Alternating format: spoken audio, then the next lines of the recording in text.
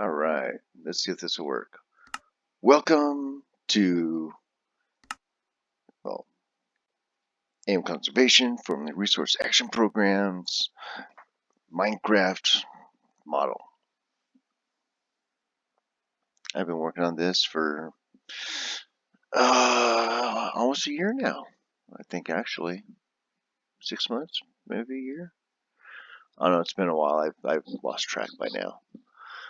But this is where we're at. This is the dock area out in front, still covered in grass. And I'm in a creative world, so there's nothing else around except for a couple attempts that looks like they got lost.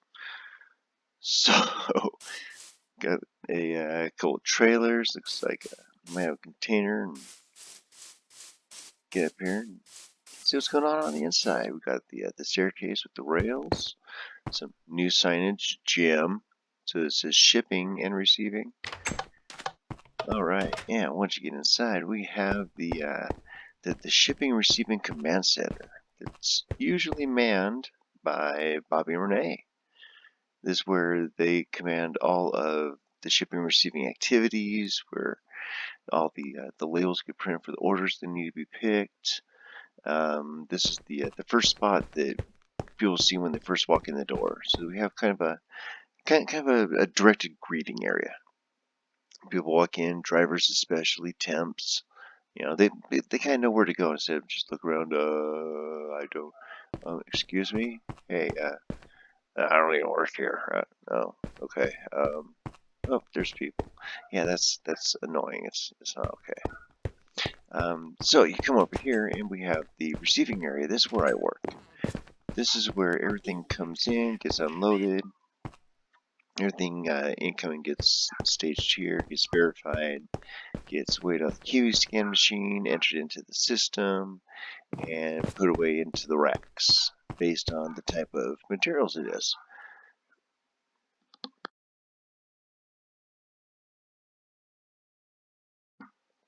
Now, right over here we have the kitting area.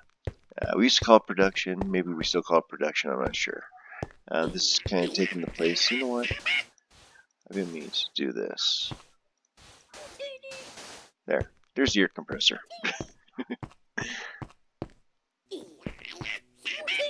So we got some temps over here working on the line. Some of them are pretty excited about it, apparently. And we have, guess who this is in his fancy turtle hat. Yeah, you can't put the hats on people with the regular heads, so that's what I went with. Anyway, we got the the filing cabinets and the cubbies. Back here it goes to the break rooms. Once I have all that done, as well as to get the upstairs and all that above the office. Over here is kind of the what would you call that? Kind of a quick pick sort of area. I mean, yeah, we could designate that as its own zone for stuff you just want to, it came off the line, you want to clear it out. Back here, we have the emergency exit, and we have the cubbies and the shelves and everything for the cleaning supplies. This is where the kits are kit boxes are normally stored. We're gonna hustle through here a little bit. This would be the print shop. It's still under construction. We don't have the excuse me. We don't have the little office area set up yet. We don't have the printers installed yet, but the doors work. And when it is installed, right here is where Kelly and Kitty will work. See, so they can kind of see what's going on over at production and all that good stuff. Back here we have that kind of angled door. Ready? Watch this. Ta-da! We have the print room's cubbies right here. That's where they put out all the sales orders to be matched up and then get moved over here once everything's matched and ready to go. We have some guys out here. It looks like they're picking. We have this area is usually for the lights. All of the light bulbs are stored here. All of the shower heads.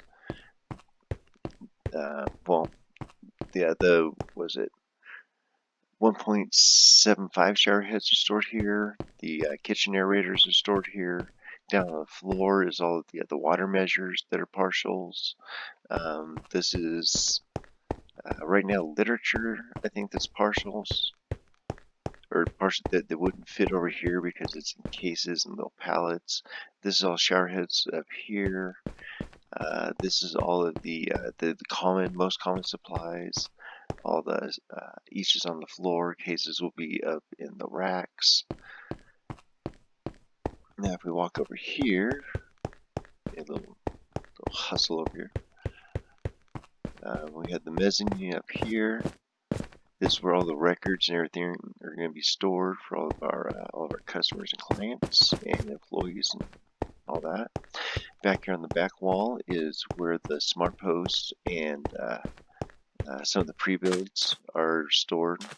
Bottom again is for all of the single, the actual picking bins, and up above is full pallets. The area down here on the floor is for the weather stripping. It's so long it has to cover up both sides, so there are no bin level 1 and 2 on the M side, on the other side of this, but the L side has bin 1 and 2. The rest of this is going to go back to being what it was, which is mostly smart posts or pre-packed orders, whatever we need to put there. And all of the bulk AM items are going to go in the back warehouse, like it was for when we had Franklin, the Franklin Energy Warehouse 10. Over on this side is all of the packing supplies. So we have the 20-pack masters, 30-pack masters, all of that. Down on the floor is where all of the returns, the supplies, all that had been stored. I'm still working out a plan for what to do with the returns, but we'll get to that later. Up here, zone 2, so that is all zone L for leather, M, N, O, P, Q, zone R, or ILR. Down here is where all of the partial, oh, actually that's going to be different. So this will be, what will this be?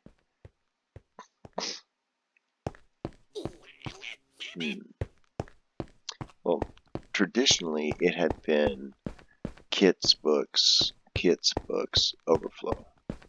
But because of what they did here, they kind of screwed us for that system. So we can still use it for kits. But down here we'll have to figure out a new scheme. Yeah. Because I have 1, 2, 3, 4, 5 floor sections available. Right here is currently the packing supplies for the shipping side, which is all of this area right here in blue. The receiving and returns is all in red. Got a guy back here that's lost again. If you follow back here, yeah, right now this is all of the A through L, A through M, I don't know. But yeah, it's a line through HG, pretty much. Here's our baler, back roll-up door. This is where all of the pallets of wood from the racks are stored right now, but I'd rather be using that for actual pallets. And this, all of this back here is just overflow. We shouldn't have any partials of anything back here other than the Warehouse 10, Franklin, AM, the stuff they're selling us to distribute on the West Coast. We'll go back here. Because they get a few orders, but they're not very big orders. So they get a couple a day. We can keep treating that just like normal Franklin. And we could even designate someone to handle FedEx and Franklin orders. I mean, we're going to treat it just like Franklin. Might as well call it Franklin. But that's the main warehouse. Yeah. Now, one thing that I have done is we really need to enclose this area so that this shipping lane is open, keeping Bobby or whoever's processing safe on the inside. It makes communication between these two much, much easier. Let's see. When someone comes in, there's a greeter here. There's someone here to greet them. um, but a big bonus is when you're on the phone and you're trying to conduct business, and you have the wrappers. The wrappers are loud. The sound carries. So we put a divider here. I put cubbies. I saw some cubicle walls that we still have stored up in the back mezzanine. I mean, maybe we can do something like that. So it has like the glass pane. We can work something out, kind of like a half cubicle kind of thing. Now, let me break down the zones for you. So one thing that we didn't get set up when during the initial setup is a good alignment of the zones that fits our current setup, the way the inventory actually works in our warehouse. So here's what I've done. We've taken and split up the entire warehouse exactly as it already is in half. To the right, we have all of the shipping, all of the production, the kitting, the raw goods. Everything in the racks is split up into Zone A on the floor, which is all going to be all of your singles, your eaches. Zone B up above, which is all of your cases and your pallet quantities. And then Zone C, which is going to be your overstock and your overflow. But I put a section of C here for all of your pallets of literature. Because it's going to be a lot more convenient when you just want them to get a couple cases rather than bringing over a whole pallet and turn the whole pallet into eaches. So you can turn a couple cases into eaches and manage your numbers a lot easier that way. Let's see, the floor area for the entire kitting department is bin 03 kit, and it is the only bin in zone K for the kitting zone. Dun dun dun. And it just fits, K for kit, R for receiving. You see how this works? So all of this floor space that's marked out in red, that is my receiving area. I also use it for cross-dock, returns, anything that I need that doesn't fall into either of those two categories. Over here is the shipping area, which is divided also into 3 main sections, and a floor area. The floor area is bin 03 ship, and it's in zone S because it's the shipping area, so it just makes sense. The floor level is exactly like the other side. It's all eaches, so any of your kits, your books, your wristbands are all stored here as an each. Up above, everything is stored in cases. Really no pallet quantities of anything, it's just case quantities because it's all finished goods ready to ship. Nothing else really special. The weather stripping area right down here is all part of zone,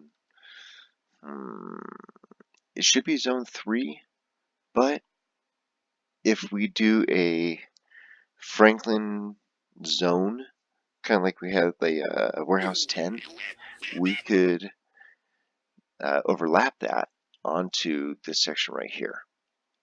But it shouldn't be part of the regular, stock. It's its own thing, which is also overflowed back here. So if the production area produces, overproduces kits and whatnot, it'll go back here. Overflow full pallets of books when they come in, they also go back here. And that would be zone 3 as far as shipping is concerned. Now, you can overlap zones, which is why I stuck each department with its own naming scheme as far as zone rules.